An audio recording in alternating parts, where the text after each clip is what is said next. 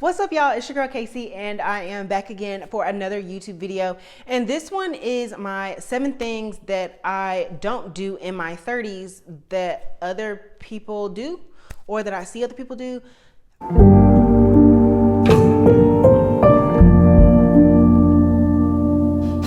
And I will say that I just want to just throw out the disclaimer that the reason why I stopped doing these things were not rooted in scripture. But then when I was studying scripture, I was like, oh, like, cool. Like, I gave this part of my life up and it matched scripture. So I'm going to continue to do this. Right. And it's just like one of those things where you can just check the barometer of where you are, because you can say, is this biblically sound or not? Right. And so, yeah, like I may do a lounge, but I don't go clubbing. And it's really just because I just never felt like right. Like if I was, okay, this is gonna get so personal. Okay, so if I was there, obviously I'm drinking, right? Not obviously, because some people don't drink, but I'm drinking in this club, and I mean like sections, bottles, things that I should not have been doing, you know, and drinking more than I should, right? And I just never felt spiritually right in the club. I would do too much, not do too much. I feel like my friends would say I would do too much because I'm buying a section. You see what I'm saying? Like I'm gonna sit down. You see what I'm saying? And so I was spending my money foolishly, which we'll get into that later. But I'm spending my money like on these bottles that they're like 10x charging, right? For this alcohol that I don't need, that I could go to the store and get it home and chill, right? And just really like, and then if I was there sober, like I could just see the spiritual side of it. And it was just like, I am not supposed to be in here. And I would just be looking around and just like seeing from the spiritual perspective, like if I was sober, like in a club, and I was like, this is not like where I'm supposed to be. You see what I'm saying? So yeah, that comes from 1 Corinthians 15:33. Bad company corrupts good character. And so I just am just very mindful of where I go and where I meet people and where I hang out. And that's just kind of it. I just don't want to be in the club. It's just never really been my thing. It always just makes me super aggressive, and I just don't really like being like that. And that's just always how it has been. And I no longer want to be in that space if I'm going out to have fun. Okay. Number 2 is not overspending. If you have seen my other video, then I have really gotten into budgeting. Okay, budgeting is my new thing, and I really enjoy seeing where my money is going and what I spend my money on. I enjoy it because I know that I have financial goals and I have financial responsibilities that I want to take care of now and in the future. And just being very present with those goals is fun to me now. And so I don't like to go and just buy stuff just to have stuff. So I don't like overconsume, like how TikTok shop be having y'all in a chokehold. I don't participate. It does not, like, I'm not easily influenced in that way, like to buy things, right? Like it's going to take a lot for me to purchase something. Proverbs 21:20 says, the wise have wealth and luxury, and the fools spend whatever they get. And I feel like I've definitely been on both sides of the coin here. Like I've definitely, like I just mentioned, like in the clubbing section, like I've spent money on sections that was no ROI. I've spent money that I should not have spent doing things I shouldn't have been doing, right? But I've also made amounts of money that I am very thankful that the Lord blessed me with. And so I think even just talking about some of my other videos with just reframing my view of money with a God-centered lens has become the focus of this next phase of my life. And so I just really look forward to what God has for me and what he entrusts me with when it comes to.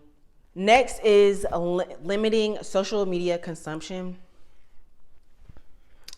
Okay, so I have really decided that Instagram is just really not my friend for my mental health for real right now. Like TikTok, I've noticed that it does consume a lot of my time, but mental health wise, like I don't feel as drained on TikTok that I do on Instagram. And it's because like it's just so curated. It's so Pinterest like on Instagram now, and I don't feel like it's as genuine for me anymore. And so I've taken a step away from like, I post on it because I post on my professional Facebook page and it's connected. And so most of the time, whenever you see me posting on Instagram now, it's because I'm posting from Meta Business Suite, and Meta is like posting for me on these other platforms. And I don't really know how to fix my algorithm over there right now. So yeah. Philippians 4:8 says, fix your thoughts on what is true, honorable, right, and pure, and think about things that are excellent and worthy. And so I'm thinking about what is worthy for me, what is worthy and conducive for my relationship with the Lord, what is worthy and conducive for my relationship with other people, and not being consumed with comparison. And so I'm really working on that in that area. So I have limited times where I can go on social media, and depending on the social media platform, I have a limited amount of time that I can be on it. So, okay, number 4 is I don't get sucked into reality TV. Sometimes, like here recently, I have had Real Housewives of Potomac on in the background, but I don't follow the storylines. I am so out of the loop when it comes to the Real Housewives segments. I'm so out of the loop when it comes to Love and Hip Hop. Like, I just don't know. And back in the day, I used to be on it. And like, I see the clips, like, on social media of people my age still talking about the same people that we've seen on TV doing the same thing for 10 years. And that just no longer serves me on where I am right now. I don't like reality TV. I think that it's a very skewed reality, and it's not even their reality. And I don't think that we should even call it reality TV anymore. It should just be a regular sitcom, because it's scripted. First of all, it's scripted. And these people may or may not really be like that in real life, but they're setting a standard for us that are watching that make us think that this is really who they are. And then we fall prey into doing wrong. And so Psalms 101 says, I will not set before my eyes anything that is worthless. And that's honestly how I feel about reality TV shows. Number 5 is limiting eating out.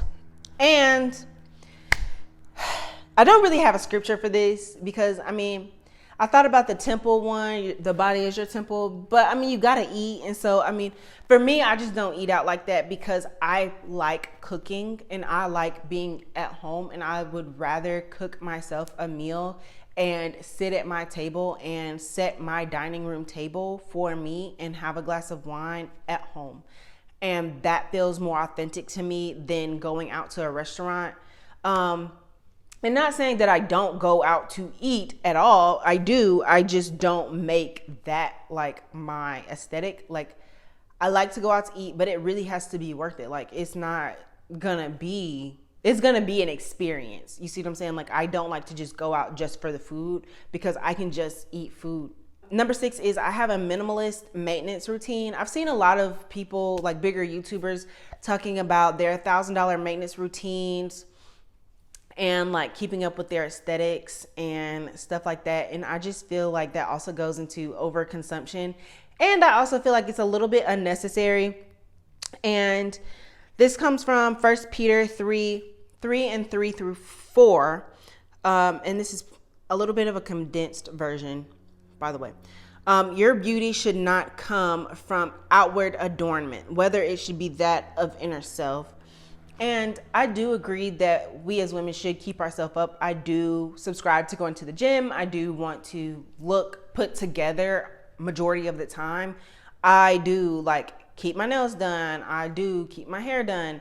But I don't like spend a whole lot of money doing that. Like, I've been wearing Kiss press-ons for years. Like, since the pandemic, I locked in with the press-ons, and you will never see me, like, if I'm without press-ons, just know that they're coming in the next couple of days. You see what I'm saying?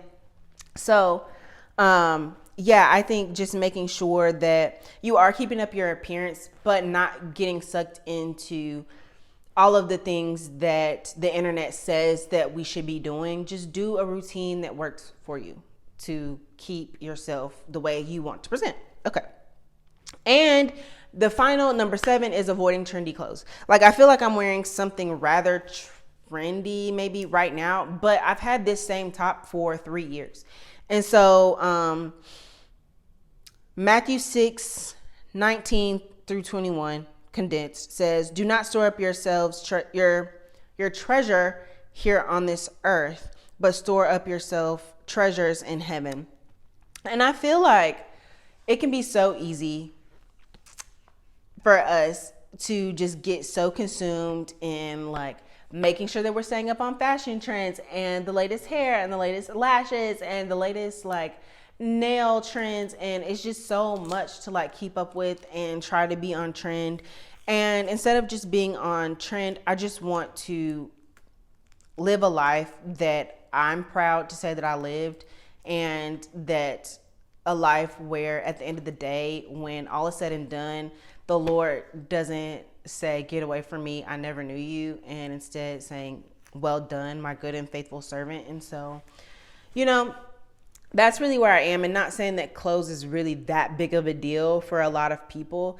But for me, it's just, it cuts down on spending. It cuts down on storage space. It shuts down or cuts down on the need to continue to overthink like what I'm wearing today. And, you know, I just really like that aspect. So yeah. So those are the 7 things that I no longer do in my 30s that I see other people still doing. And not that this is no shade, no tea. This is just what works for me now. So please subscribe to this channel, like, share if you care, and leave a comment down below of something that maybe you stopped doing that has drawn you closer to the Lord. Okay, see you in the next video. Bye, guys.